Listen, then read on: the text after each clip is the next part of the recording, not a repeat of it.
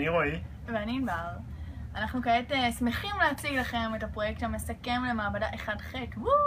עלינו הוטל לממש נגן אקורדים אשר תומך ב-12 צלילים, כלומר אוקטבה, כאשר הצליל דועך בהדרגה מרגע הלחיצה.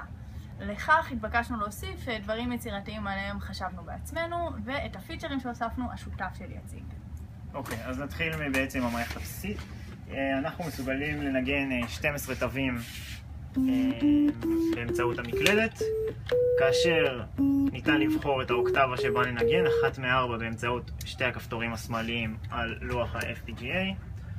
ניתן לברור מצב של נגינה על ידי לחיצה רצופה על מקש, או פשוט הקשה על מקש באופן כמו פריטה.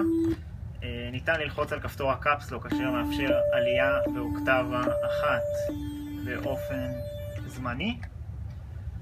כאשר נלחץ על אות במוד הבסיסי, אנחנו נקבל צליל אשר ידעך באופן ליניארי על בערך 5 שניות, ואם נעזוב את המקש בטרם נגמרו 5 השניות, האות ידעך באופן מיידי.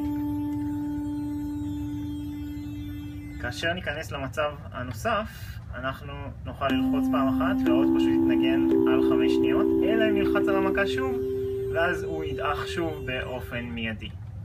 בנוסף, על תצוגת ה-7 סגמנט הצגנו את האות הראשונה באוקטבה אשר אנו משתמשים בה כעת.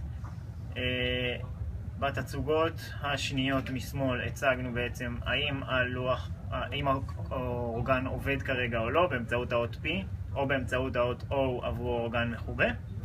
ובתצוגה השלישית אנחנו מציגים איזה אקורד מתנגן כרגע.